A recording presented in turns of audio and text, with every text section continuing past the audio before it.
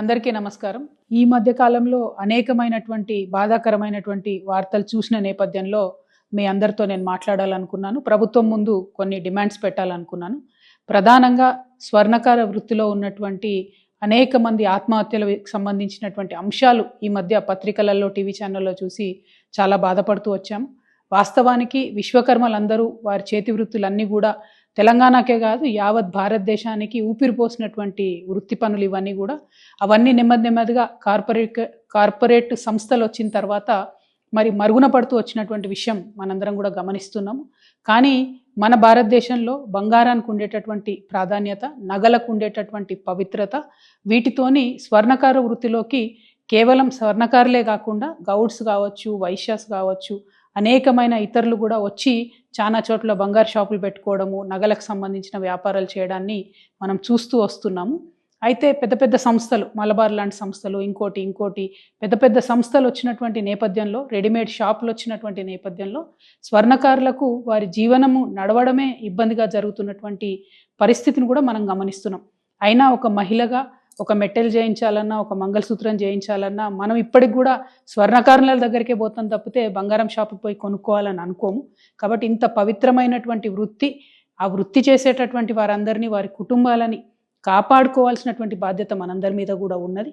ముందుగా స్వర్ణకారుల మిత్రులందరినీ కూడా నేను కోరుతా ఉన్నాను, ఏ సమస్య కూడా జయించలేనిది కాదు. మనందరం కలిసికట్టుగా ఉండి జయిద్దాం. దానికి సంబంధించి మీరు మనసు బాధ పట్టుకోకండి, ఆత్మహత్యలకు మాత్రం మీరు వెళ్ళొద్దండి.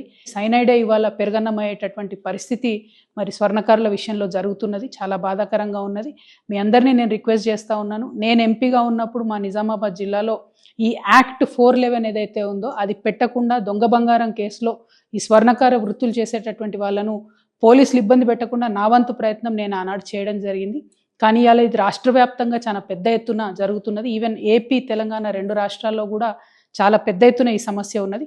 ఈ సమస్య పరిష్కారం అయ్యే విధంగా నేను ఇవాళ ఒక ఎమ్మెల్సీగా ఉన్న ఒక బాధ్యతాయుతమైనటువంటి సంస్థ జాగృతి నడుపుతున్నటువంటి వ్యక్తిగా, బీసీ ఉద్యమంలో మరి పోరాటం చేస్తున్నటువంటి ఒక వ్యక్తిగా మీ అందరికీ నేను అండగా ఈ యాక్ట్ 411 సవరించేంత వరకు కూడా పోరాటం చేస్తానని ఈ సందర్భంగా మీ అందరికీ తెలియజేస్తూ ఉన్నాను. మీరు మానసికంగా ధైర్యంగా ఉండండి. ఎట్ ద సేమ్ టైం నేను ప్రభుత్వాన్ని కూడా డిమాండ్ చేస్తూ ఉన్నాను, పోలీసులు తమ పని సులువు చేసుకోవడానికి దొంగ కన్నా ముఖ్యంగా వెళ్ళి స్వర్ణకారులను పట్టుకోవడం జరుగుతూ ఉన్నది. ఇది వారి ఆత్మగౌరవానికి సంబంధించినటువంటి అంశం, వారి కుటుంబ భద్రతకు సంబంధించినటువంటి అంశం. కాబట్టి పోలీసు వాళ్ళు చాలా సున్నితంగా ఈ వ్యవహారాన్ని డీల్ చేయాలని చెప్పి కూడా నేను కోరుతా ఉన్నాను. ఎట్ ద సేమ్ టైం మనం అభివృద్ధి కోసం కూడా చాలా ప్రయత్నం చేయాలి.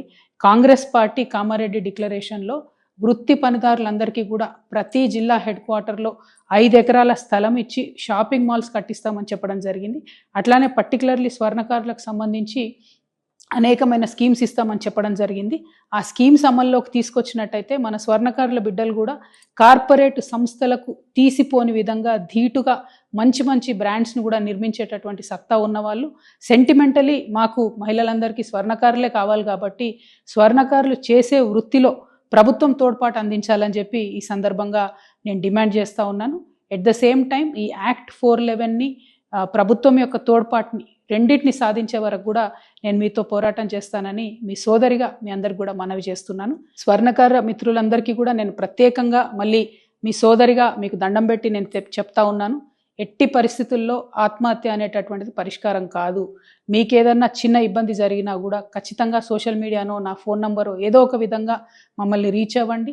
పోలీసుల విషయమైనా ఇంకోటైనా తప్పకుండా మీకు అండగా మేము నిలబడతామని చెప్పి తెలియజేస్తూ ఉన్నాను. చాలామంది నకిలీ పోలీసుల వేషంలో కూడా ఈ మధ్య మిమ్మల్ని మోసం చేసి భయపెట్టే ప్రయత్నం చేస్తూ ఉన్నారు. అటువంటి ట్రిక్స్కి పడిపోకుండా దయచేసి ఇమీడియట్గా పోలీసులకు కంప్లైంట్ చేయండి, లేకపోతే దగ్గర ఉన్నటువంటి నాయకులను అప్రోచ్ అవ్వండి. అల్టిమేట్గా ముందు మనం బతుకుంటేనే పోరాటం చేయగలుగుతాం, ముందు మనం బతుకుంటేనే మన బిడ్డలకు మంచి భవిష్యత్తు ఇవ్వగలుగుతాం. కాబట్టి ఆత్మహత్య వైపుగా వెళ్ళవద్దని చెప్పి స్వర్ణకార మిత్రులందరినీ కూడా నేను ప్రార్థన చేస్తాను. Thank you. జై తెలంగాణ.